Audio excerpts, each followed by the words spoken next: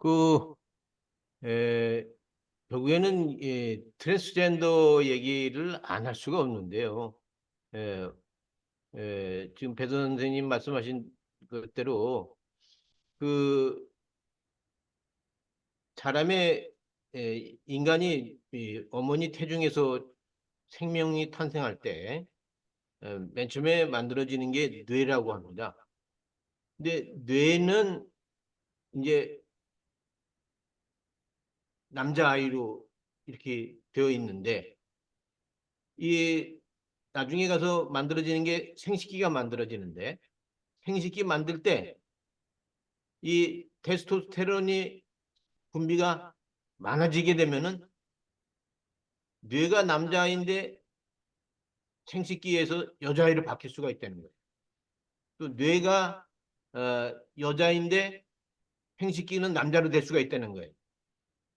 문제는 이 테스토스테론이 많이 분비가 되냐 적게 분비가 되냐에 따라서 이제 그게 다르다는 얘기인데 그런 이유로 인해서 태어나서 보니까 뇌는 남자인데 생식기는 여자고 또 뇌는 여자인데 생식기는 남자고 이런 몸의 구조가 이루어지는 사람들이 있다고 하는 것이죠. 저는 그래서 동성애든 뭐 어쨌든 또 트랜스젠더 성전환자든 어떻든 그 모든 것들을 저는 인정하고 그들에게 어떤 도움을 줄 수 있는가 그러한 관점에서 인권 운동을 해왔던 저희 기억이 있습니다. 과거가 있습니다. 어, 그리고 이 성경에 남자와 여자를 만드셨는데 남자를 만들려고 했는데 여자가 된 사람도 있고 여자를 만들려고 했는데 남자가 된 사람도 있다는 그 부분은 성경에서 기록을 안 해놨어요. 왜 기록을 안 해놨는 거니? 무슨 말을 해도 모르기 때문에 무슨 말을 해줘도 모르기 때문에 그건 기록을 안 해놓은 것이죠. 예, 그러한 관점에서 좀 주변 있는 사람들을 설득해 나가고 있습니다. 네, 이상입니다. 자, 다른 분 또 말씀하시죠. 예, 그러니까 김성국 목사님 말씀하신데 제 생각은요, 인사이드, 아웃사이드로 나누면 될 것 같아요. 인사이드는 남자인데 아웃사이드는 여자일 수도 있고 염기 서열에 따라서 유전자가 좀 이탈하면 될 수가 있거든요. 그렇게 생각하면 아무 문제도 없고 하나 좀 제가 참고로 말씀드리자면요, 그것이 그 사람에게만 있는 현상이 아니고 여기 아르헨티나에 꿩을 재배하는 그런 분이 하는 말씀이 꿩에도 그게 있대요. 요즘은요. 예, 남자 여자가 잘못 나오는 암수가 잘못 나오는 게 있대요. 이게 사람에만 있는 현상이 아닌데 그래서 그분의 생각 말에 의하면요. 이것이 식품에 대해서 영향으로 오는 것이 아닌가 그렇게 추측이 된다. 그렇게 말하더라고요. 혹시 그 참고가 될까 싶어서 말씀드렸습니다. 먹는 음식에 여성성을 강조하는 그런 것들이 많이 들어가 있으면 다시 말해서 계란을 먹는데 그 달걀에 그냥 그 업자들이 알 많이 날아가지고 계속 여성 호르몬을 갖다가 공급하는데 그 공급한 여성 호르몬을 많이 먹은 닭에 나온 그 계란을 먹는 어린아이들이 이제 여성화되는 이제 그런 현상도 있죠. 이건 후생적인 거죠. 예, 그런 문제도 있다는 것을 한번 좀 기억했으면 합니다. 예, 이상입니다. 근데 저희가 이렇게 이식할 때 지금 이제 김성봉 목사님이나 물론 또 우리 권혁태 선생님이 의도하지 않으셨다고 보는데 그러니까 지금 이제 노말이 있고 노말을 벗어나는 그래서 뭐 영어로는 업노말이잖아요.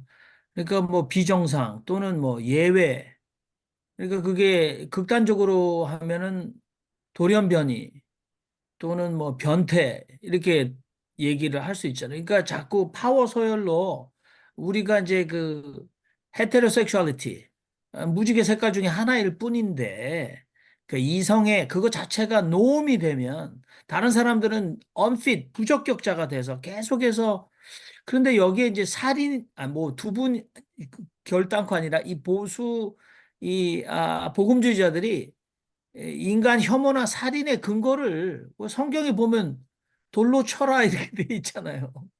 실제로 권총으로 미국에서 이렇게 일어나 게이 배시라고 그러죠. 제가 혐오 사이트에 들어가 봤을 때 아까 우리 지성수 목사님이 인류의 죄악 중에 가장 끔찍한 죄악이다 그러는데 그 20세도 넘지 않은 매튜라는 한 미국 대학생을 그냥 그 사냥하러 다니는 보수주의자들에 의해서 아이를 거의 정말 너무도 끔찍하게 전쟁에서 정말 포탄이 맞아서 몸이 변화된 같은 그런 그래서 그 아이의 에, 죽은 몸을 널어놨어요. 공개적으로. 그리고 혐오 사이트에 보면 그 아이의 얼굴을 하고 그 아이의 몸을 해서 지금 지옥불에 불타고 있는 거를 계속해서 만들어 놨거든요. 그러니까 이거는 성경이 절대 인용될 수 없습니다. 그 근거로. 제가 지금 로마서 굉장히 하고 싶은데 오늘은 그 로마서를 건드릴 수 없을 것 같아요. 로마서 1장. 네, 지금 아까 지성수 목사님 말씀하셨듯이 목숨을 걸고 주석을 해놓은 걸 보면요. 우리가 했던 모든 선입견이나 그 근거, 규범 근거가 완벽하게 잘못되어 있어요. 근데 그 굉장히 심각하게 고쳐져야 될 성서 해석의 오류의 가장 첫 번째가 그거 아닐까. 그리고 우리 이제 고린태 선생님 얘기했지 지금 이제 과학자들이 이뭐 조류뿐만 아니라 곤충 세계에도 굉장히 오랫동안 같이 와 있고 퍼센테이지가 굉장히 높습니다. 근데 뭘 그걸 제가 그 일반화할 마음은 없지만 우리가 모르는 부분에 대해서도 모든 그 식물 또는 조류, 심지어 곤충류까지도 우리가 생각할 때 남자와 여자, 그리고 둘이 한 몸이 되고 하나님이 형상대로 남자 여자를 지었다라는 창조 설화를 가지고 오늘 우리가 그대로 과학적 사실로 얘기하는 거는 그거 굉장히 시대착오적인 게 아닌가. 그래서 우리가 성서 자체는 그렇게 시공을 초월한 언제든지 시공을 초월하는 영원한 원리를 가진 규범을 그러니까 이게 성경의 권위죠. 그렇게 될 수 없다라고 그렇게 하지 말자라는 주제가 되겠죠. 그리고 성경이 지금 허용하고 있는 자유가 우리 시대에 그 누구도 아무 문제 없이 그대로 practice 그러니까 그렇게 살지 않습니다.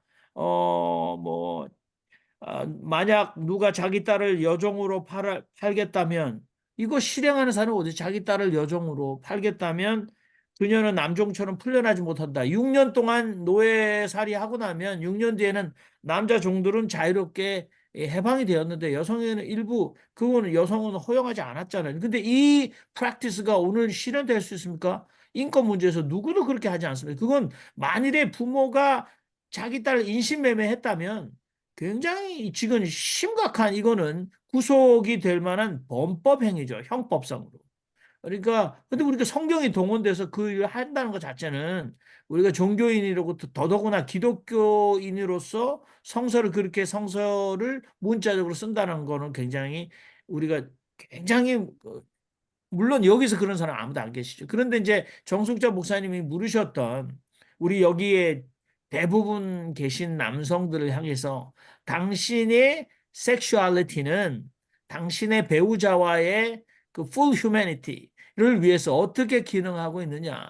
당신이 목사라고 하고 안수받았다고 해도 그것이 굉장히 그 신의 뜻에 부합한 양식으로 행동 양식으로 존재 양식으로 순기능으로 작용돼 왔느냐 아니면 당신이 목사라고 해도 역기능적으로 위기가 왔느냐라고 근본적인 물음을 묻고 계시잖아요. 근데 우리가 거기에 대해서 우리가 다 답을 못하는 게 아니라 안 하고 그 시간은 아니지만 그거는 물어보면 저도 진짜 정말 하나님 앞에 회개해야 될 게 많지 않겠습니까? 근데 그런 좀 심각한 우리 브리즈번의 김웅재 신부님 그 위에 선풍기 돌아가는데 웬만하면 한마디 하시지 그러세요.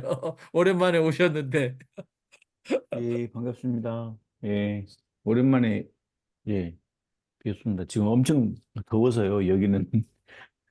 예, 그, 오늘 이슈가 그 뭐 어떻게 딱 그 아마 여기 우리 모임에 여기 모교 신학 이 모임에 참여하신 분들 가운데서는 이 문제 때문에 그렇게 문제가 될 뭐 이렇게 시각을 갖고 계신 분들은 저는 없다고 봅니다. 이제 다만 이제 저희들이 이렇게 이 자리 이런 시간들을 통해서 고민해 와야 될 문제는 은연중에 우리가 그 이렇게 마치 습관처럼 사용하고 있는 어떤 이제 그런 좀 세심한 부분들, 이제 그런 부분들에 대해서 좀 그 또 이렇게 날카롭게 지적하는 또 분들도 계시거든요. 예를 들어서 제가 이제 뭐 이렇게 말하다가 뭐 여성적이다, 남성적이다 이런 표현을 썼을 경우에 이제 그 페미니즘에 민감하신 분들은 그것 가지고도 이렇게 좀 이렇게 어 이렇게 뭐 컴플레인을 하시는 것 같더라고요. 답다, 여성다움, 남성다움 이런 것 자체를 구분하는 그 시도 자체부터가 뭐 문제가 된다 이런 식으로 이제 나오는데 글쎄요 이제 그런 부분들은 뭐예요? 그러면 어떻게 해석을 해야 되느냐 이것도 참 이제 어, 그 실생활에서 좀 문제가 되는 것 같고요. 그 정숙자 목사님께서 초반부에 그 질문하신 것들 그 되게 이렇게 좀 진짜 정 목사님처럼 저도 되게 뜨끔하고 이렇게 엄청 이렇게 좀 그 아유 뭐라 이렇게 솔직하게 뭐라고 말해야 되지라고 대단히 이렇게 좀 어려운 질문인데 또 반면 또 돌이켜 보면 요즘 솔직히 그 흔히 그 이제 그 저희들 세대쯤에서 이렇게 하는 말들이 있지 않습니까? 요즘 뭐 집에서 숨 제대로 쉬고 사는 남자들이 있냐? 뭐 벌써 이제 이런 분위기들이 그 예전에 그런 그 섹슈얼리티도 어떤 그 남성의 그 파워에 의한 지배적이고 뭐 이런 관계로서는 이미 지금은 어, 뭐 목사이기 때문에 사제이기 때문에 뭐 나는 성스럽고 뭐 이런 식으로 접근하는 것은 솔직히 저는 좀 그 사람은 빨리 병원에 가봐야 될 정도라고 생각을 합니다. 예, 예. 저, 고맙습니다. 네, 제가 한 예, 마디 더 네. 하겠습니다. 그 사회에 하셨던 목사님이 여자들이 예수님이 남자니까 남자를 못 논다 하는 식으로 말씀하시는 데 대해서 아무도 아무 말 안 하셨길래 제 의견은요, 이 성, 성찬이라는 자체에 대한 이해가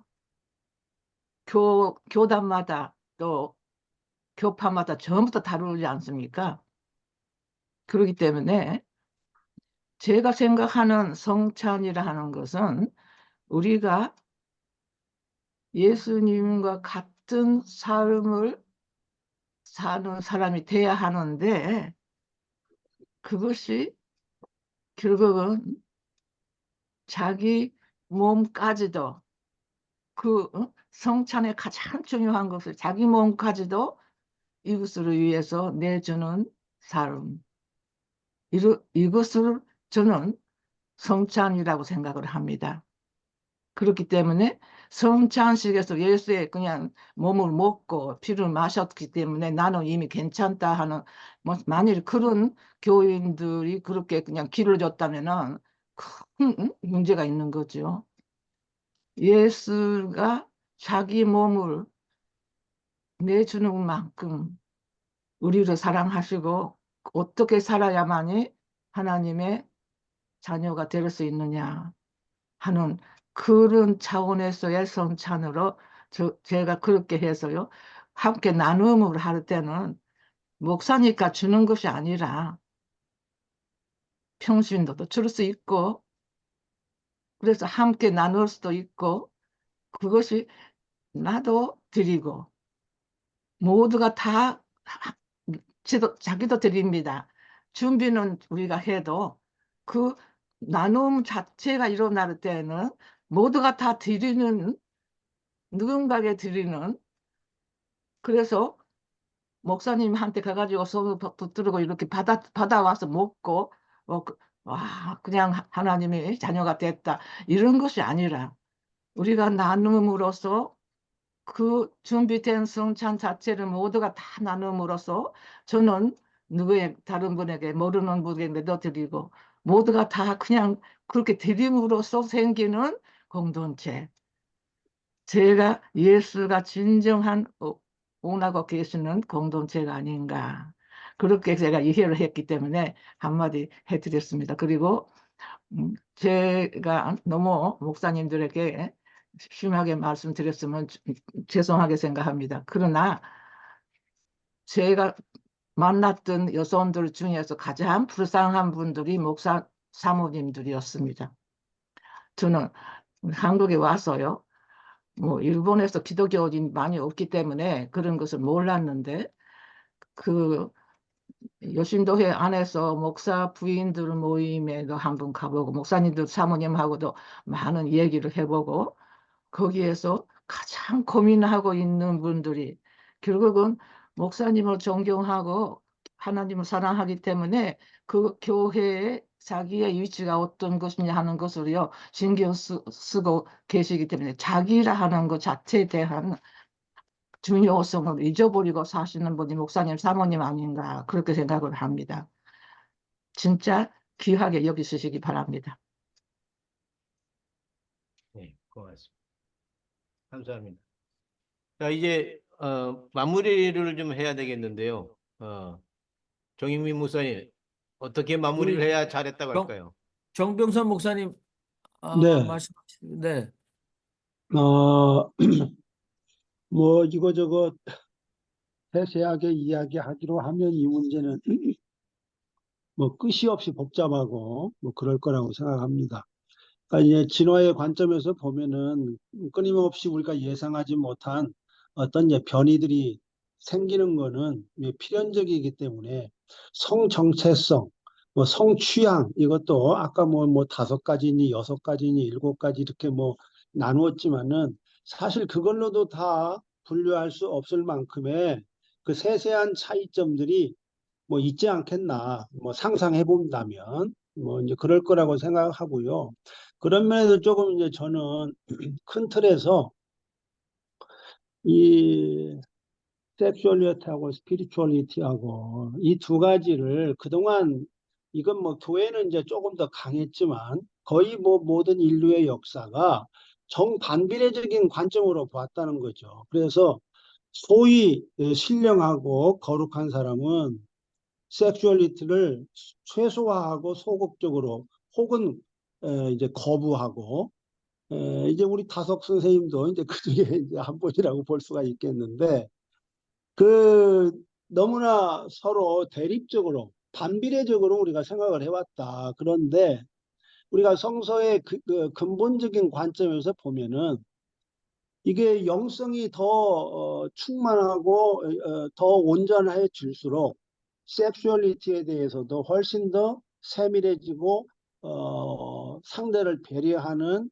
건강한 그리고 예민하고 섬세하고 풍성한 섹슈얼리티로 이게 드러나게 되어야 한다. 그래서 저는 근본적인 입장이 섹슈얼리티와 스피리추얼리티는 정비례한다. 이게 반비례 관계가 아니라 오히려 에, 영성이 풍성하고 신령할수록 섹슈얼리티가 더 풍성해지고 아름다워지고 복되고 이제 그렇게 되는 거다. 이게 원래 성서적으로 볼 때 이게 더 옳은 관점이 아닌가 이런 생각을 하면서요. 어떤 뭐 이제 성적인 그런 문제, 강하냐, 누가 권력을 쥐고 있느냐, 뭐 그런 문제로 접근하기보다는 어떤 성적 취향을 갖게 되든지 간에 그건 이제 뭐 생물학적 요인이 있을 수도 있고 뇌의 요인이 있을 수도 있고 뭐 문화적인 것들이 이제 원인이 될 수도 있고 굉장히 뭐 그것도 또 다양할 텐데 그런 것들을 다 포함해서 정상적으로 그 영성의 관점에 눈이 열리고 정말 그 총체적인 영성이라고 하는 거는 저는 그 전체의 진실을 총체적으로 제대로 조화롭게 보는 게 영성이라고 보거든요. 그런 면에서 본다면은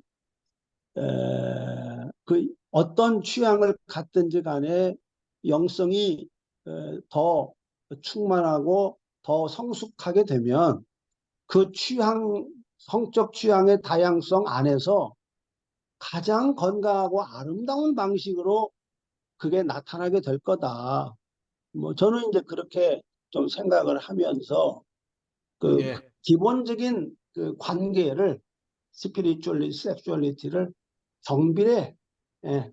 이게 같이 상승하고 같이 하락하고 같이 왜곡되거나 그렇게 되는 것이지 엇박자가 나올 수는 없는 거다. 뭐 이렇게 저는 큰 틀에서 정리를 해보는 게 어떨까 싶습니다. 감사합니다. 예. 그 섹슈얼리티를 억압해서 스피리추얼리티가 커지는 게 아니고 또 스피리추얼리티를 억압해서 섹슈얼리티가 커지는 게 아니고 이 둘은 상호 침투적인 상호 유기적 관계 속에서 이렇게 성장하고 음, 꽃피울 수 있는 것이다. 그런 예, 잘 그런 말씀해 주셨네요. 예. 예, 자, 이제 시간이 다 됐습니다. 오늘 좀 일찍 마치고 뒷담화를 좀 하셔야 될 것 같은데, 정영민 목사님 마무리를 전체를 좀 해 주시오. 어, 네, 이, 아유, 이제 저, 너무 목사님 뒷담화를 하기 전에요. 제가 그 생각하기는요. 제가 이제 호텔을 하지 않습니까? 여기에 그 굉장히 이제 그 뭡니까? 그 성 이상자들이 와요. 가끔 와요. 그런데 다행한 거는요. 아르헨티나는 식품이 좋아서 그런지 아르헨티나 사람들은 그런 이상 부부가 좀 많지 않고 유럽 쪽의 사람들이 상당히 많아요. 그런데 제가 보기에는 그것은 병자고 불행한 사람이니까 성경은 그것을 정죄한다고는 저는 생각하지 않습니다. 성경이 로마서 말하는 것은 정상적인 사람이 얼마나 생산 라인이 자녀를 키우고 생명을 보존하고 이게 하나님의 법도 아래 있으면 참 될 만한 건강을 타고난 사람들이 불륜을 하고 생산 라인을 쾌락으로 사용하는 이 잘못된 그 법을 벗어난 사람들에 대해서 말하는 것이지 불행한 몸을 유전자의 결함으로 타고나서 된 것을 정죄한다. 저는 그렇게는 이제 생각이 안 됩니다. 모르겠습니다. 이런 점도 이제 같이 토론해 주셨으면 좋겠습니다. 네, 제가 뭐 오늘 복잡하고 또 두서없이 우리가 제가 꺼낸 얘기에 대해서 여러분들 힘겹게 토론해 주셔서 감사하고 앞으로도 또 우리 지성수 목사님 또 우리 이정만 목사님을 통해서 요 부분도 좀 계속 논의가 됐으면 좋겠다는 생각입니다. 특별히 신앙인으로서 제가 아까도 말씀드렸습니다마는 이렇게 근거들을 우리가 좀 성서적 근거들을 찾아가 보면 제가 가지고 있는 결론은 이제 이 시대를 초월한 규범이 될 수 있는가? 굉장히 물론 그걸 다 필요로 하지는 않지만 교권에서 그걸 사람들을 통제하기 위해서 성서를 어비주하는 거죠. 그래서 여기 계신 분 누구도 성서를 오용 남용하는 거를 원치 않으실 것 같다라는 결론을 확인합니다. 어, 두 가지만 지적합니다. 구약에서 남자들에게는 이 정절을 지킬 의무가 전혀 부과되지 않고 여자에게만 부과됐습니다. 그리고 결혼한 남자는 여러 아내를 둘 수 있었고 자기 집의 여종이나 자기 집 바깥의 여자들과 성관계를 맺을 수 있었지만 오직 유부녀와의 관계는 금지합니다. 율법이. 그것은 소유의 문제였어. 다른 남자의 소유. 그러니까 이건 정상적인 근거는 그러니까 바람직한 근거는 되지 않죠. 그리고 로마서 1장에는 성서에서 유일하게 여자가 영리로 여자가 그 하나님이 주신 그 자연 질서에 위배해서 여자가 여자를 향하여 이렇게 그 유일한 규절이에요. 근데 바울이 그것만 가져온 게 전체 맥락에서는 분명히 우리가 오늘날의 호모섹슈얼 behavior 또는 호모섹슈얼리티를 정지할 어떤 근거도 없다. 그리고 거기서 바울이 말했던 자연적인 것에 대한 맹점은 얼마든지 우리가 가지고 와서 그렇다면 이것도 unnatural, 자연 하나님이 지으신 천상의 자연 규례에 위배란 말이냐라고 얘기했을 때 아마 바울은 말을 못할 거다라고 제가 가지고 있는데 그거는 핵심이니까. 그리고 여성이 왜냐면 로마 사회에서도 여성은 수동적이어야 돼. penetrated. 그런데 여성이 남성 역할을 하는 것, penetrator 역할을 하는 것, 굉장히 로마 사회에서도 장군들이 그 미소년들 데리고 다니고 얼마든지 이 그 사춘기 남자아이를 데려가는 굉장히 파퓰러해서 허락돼 있는 거, 만연돼 있었어요. 성적 쾌락을 위해서 그렇게 했죠. 이 로마의 지위 높은 사람들. 그런데 여성이 그 자연 질서를 위배하려고 했을 때 철저히 억압당했습니다. 살해당하고. 그러니까 그건 굉장히 로마서 1장에도 그게 들어가 있다. 근데 우리가 그걸 나중에 좀 토론해서 밝힐 기회가 왔으면 좋겠다. 예, 이상입니다. 감사합니다. 네, 수고 많으셨습니다.